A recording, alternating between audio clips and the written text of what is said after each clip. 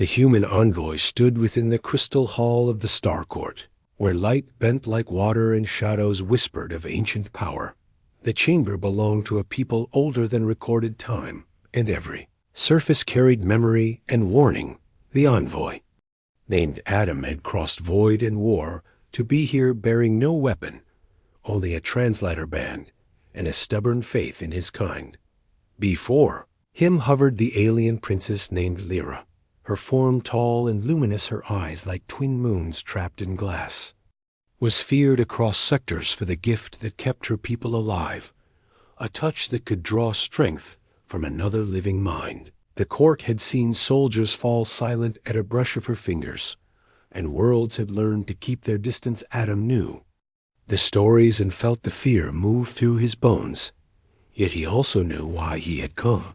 The border colonies were dying from a spreading dark, and the princess held the only living map to the cure. The council had refused to share it with human sighting old wounds and younger grudges, so Adam had asked for an audience alone. Lyra's voice echoed without sound inside his head. "Do not step closer, human," she warned. "Your kind burns fast and bright. I would drink you dry before you felt the loss." Her gaze sharpened as he took a single step forward, the guards' tensed energy fields humming, but Adam raised his empty hands. He spoke calmly, explaining that humanity had learned to live with loss and to give without counting the cost. He said that if the map was held behind fear, and fear would rule all their futures. Lyra circled in, studying the tremor in his pulse. The stubborn set of his shoulders. "You do not understand what you offer," she replied. "I cannot choose to stop once contact is made." Adam nodded. He said he understood enough. He had seen parents trade years of their lives for a child, and crews vent oxygen to save a stranger. He said humans survived, not because they were strongest, but because they reached out when it hurt. The court murmured, ancient minds brushing against one another. Lyra felt something unfamiliar, stirring not hunger, but doubt. She had been taught that humans were reckless sparks, yet this one stood ready to fade if it meant others might live. She descended until her feet touched the crystal floor. "Touch me again, and I will drain you, human," she repeated softer, now not as a threat, but as a truth. Adam closed the final distance. He reached out slowly, giving her time to turn away. When his fingers met the cool light of her hand, the universe seemed to inhale. Power surged into Lyra, more than she had ever taken, but it came braided with memories. Laughter in cramped ships, songs sung against the dark hands, joined across species in defiance of extinction. The energy did not burn it.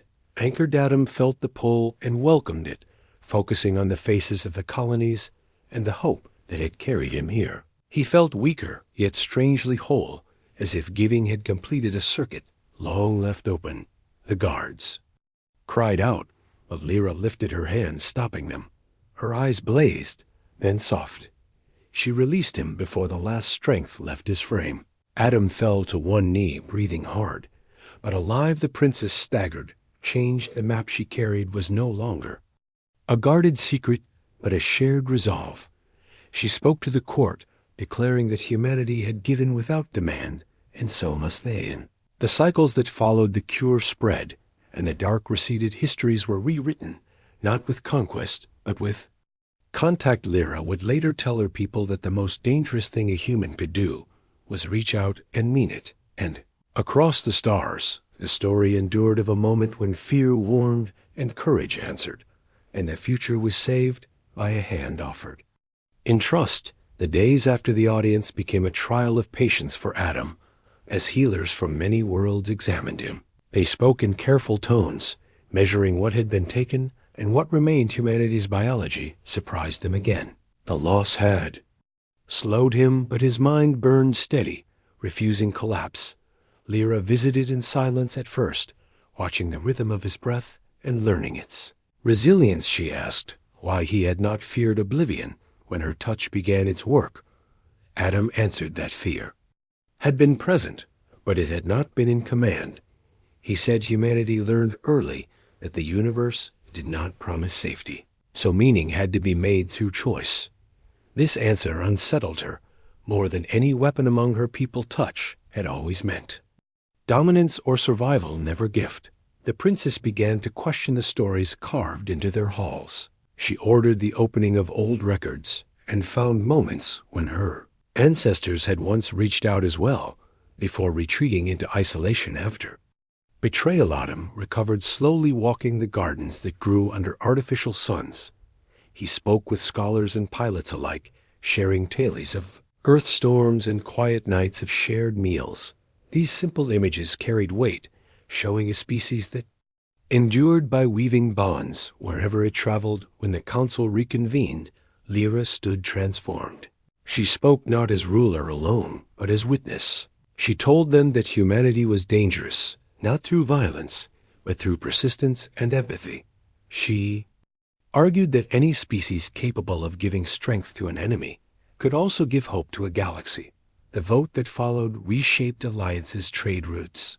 Open defenses lowered, and mixed crews formed to carry the cure and its knowledge outward. Adam was offered honors and titles, yet he asked only for partnership and a path home. As his ship departed, Lyra felt the absence of his presence like a quiet ache. She knew their paths would cross again, not as princess and envoy, but as allies bound by a shared moment of trust. Far from the Crystal Hall, children on distant worlds would learn the lesson that survival is not found in walls alone, but in the courage to touch the unknown and choose connection over fear. Time carried the tale outward, changing details but keeping its heart in frontier bars and academy halls. The phrase "reach out" became shorthand for the human way.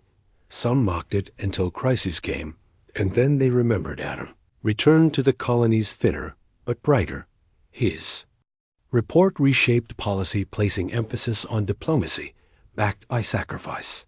Training programs taught not only tactics but empathy and the history of shared pain among stars. Lyra, meanwhile, reformed the rights of her people. Touch was no longer forbidden, but guided, teaching restraint and consent. Young nobles learned to sense the difference between taking and receiving, and the court grew quieter, more thoughtful. Years later, when a new threat rose from the void, a silence that devoured signals and suns, the alliance responded together. Ships of many designs formed a living pattern, moving as one. The cure born of shared strength became the key to resisting the silence as well. At the edge of that final stand, Adam and Lyra met again, older and marked by time. No words were needed. The memory of that first contact guided their choices, and the galaxy endured once more. Thus, the story remained a reminder that humanity's greatest weapon was not fire or steel, but the will to reach out even when warned, and to find in another not a resource to drain, but a future to build. Scholars later analyzed the event, searching for reasons behind its success. They spoke of neural resonance and adaptive biology, yet these explanations felt incomplete. Veterans who had stood in the hall remembered the stillness, the moment when threat met trust, and neither yielded. Art followed history. Murals showed a human hand glowing against alien light. Songs carried the warning, turned promise across languages.